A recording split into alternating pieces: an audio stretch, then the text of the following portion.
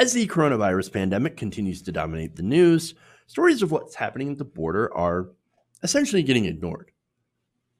Now, it's not as if those stories aren't important, they're incredibly important. And so that's why I'm here to tell the story of Maria. And Maria is a pseudonym. Her name and the name of her son are being protected for, her, of course, their own protection. Now, they had fled Honduras. She had fled with her son to escape an abusive husband. This is a situation, of course, that we see a lot from people who have flee some of these countries, domestic abuse or abuse by the government or any of those issues, right? Now, she was denied asylum in the United States due to COVID-19. She's also being denied the ability to stay in Mexico due to her immigration case in the United States being expired. Her 10-year-old son, an unaccompanied minor that had turned himself over to U.S. authorities, has already been deported back to Honduras to go back to his abusive father. Now, Maria allowed Jesus to cross the border alone to go and turn himself over, thinking that he would be allowed to reunite with family in Texas. Unfortunately, they had not allowed him to do so, thanks to the pandemic. In fact, under the CDC recommendations, under the CDC guidelines, immigration officials have been empowered to deport more migrants, and they're using that power more often. And Jesus, of course, was placed on a deportation flight to Honduras within 4 days of encountering immigration officials. Maria told CBS News in Spanish, quote, "He was desperate. He wanted to be in the U.S. with his uncle because he did not want to go back to Honduras to suffer. I do not want to live with that man again so he can mistreat me," he told me. It's an incredibly horrible story, one that I think any parent could definitely understand, but one that we're probably going to see more of as the administration, as immigration officials use this crisis in order to tighten immigration.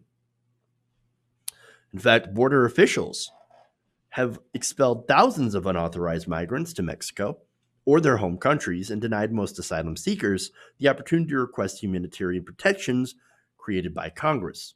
And that, of course, is using their expanded authority. In the last 11 days of March alone, officials expelled at least 299 unaccompanied children under the public health order. Data from the U.S. Refugee Agency responsible for caring for these minors suggests that most unaccompanied children have been denied entry since the emergency order had taken effect. Now, the administration argues that this 1940s-era law is necessary to block the entry of migrants who could be carrying the coronavirus. And, of course, what does that make you think of? A lot of the rhetoric surrounding some of these people coming into the United States, that they are dirty, that they are diseased. Well, the disease is already here. They say, though, that these migrants could cause outbreaks inside immigration jails that would overwhelm the public health system. Well, then perhaps we shouldn't keep them in jails. Perhaps we should screen them and then send them to their family members if they test negative for coronavirus. Well, that would be something that would actually make sense, but it doesn't fit along with Donald Trump's immigration agenda, which is to keep as many people out of the United States as possible. Jennifer Nagda, policy director at the Young Center for Immigrant Children's Rights, she told CBS News, quote, "The administration is using coronavirus and the pandemic as a cover for doing what it has always wanted to do, which was to close the border to children. There's no reason why unaccompanied children arriving at the border can't be safely screened and transferred to ORR custody, where capacity is an all-time low. If, of course, you have low capacity, it means people are able to socially distance."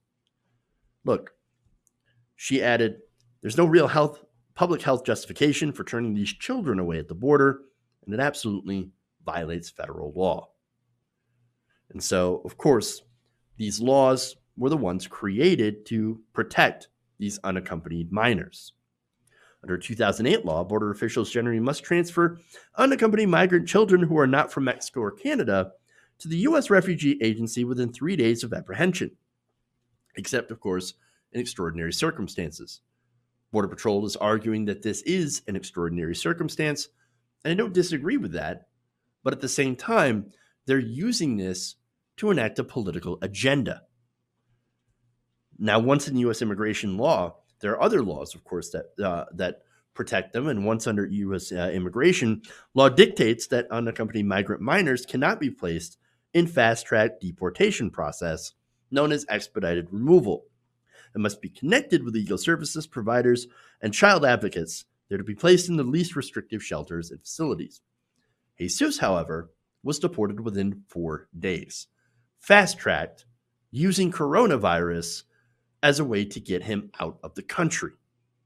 U.S. law also stipulates that unaccompanied children can have their asylum applications decided by U.S. Citizenship and Immigration Services rather than an immigration judge, who couldn't do this, of course, in person.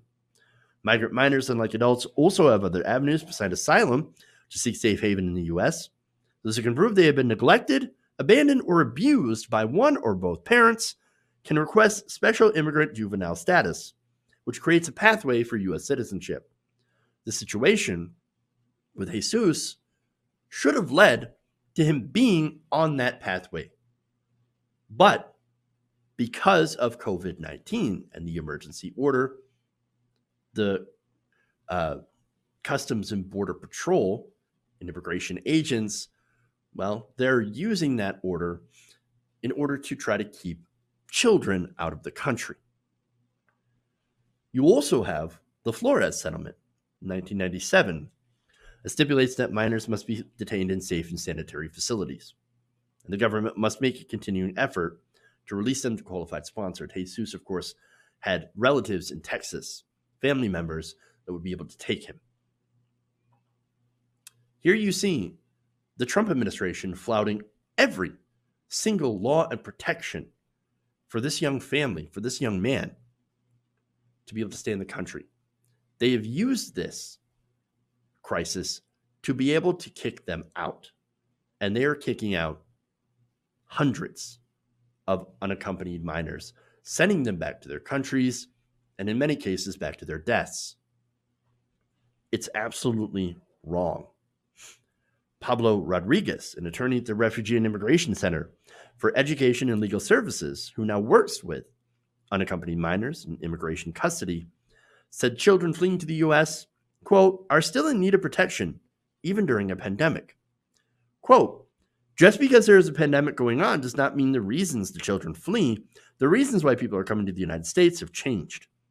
They are still fleeing gang violence, and a lot of other push and pull factors still at play. Nagda adds this in, quote, what's most terrifying about the situation is the complete dereliction of any sense of either our legal obligation or moral obligation to the very vulnerable children who are coming to our borders. We have no idea who these children are and have no idea where they're going. And that's unfortunately what's going on. We have a government that is using this crisis to further an anti-immigrant agenda. It is monstrous, but also completely on brand from what we've seen within the Trump administration. For her part, Maria, unfortunately, is going to head back to Honduras because that's where her son has gone. She says, quote, yes, I'm scared to go back, but my son is there now. What can you do? Hey guys, hopefully you enjoyed that free video. Now I'm going to have to ask you a favor. Between the demonetization and the YouTube algorithm messing around with view counts, etc., we're having a hard time adjusting to the new YouTube reality, which is where you guys come in. See, we have a Patreon, patreon.com/TYTNation, set up to help us rely on you guys, the viewers, instead of big corporate ads. Look, you know the show. You know how I'm not in favor of big corporations anyway. So help us transition away from relying on the ad model to pay the bills and sign up to be a patron, patreon.com/TYTNation. That goes a long way to help us keep the lights on. And you guys will know that you're supporting independent progressive media.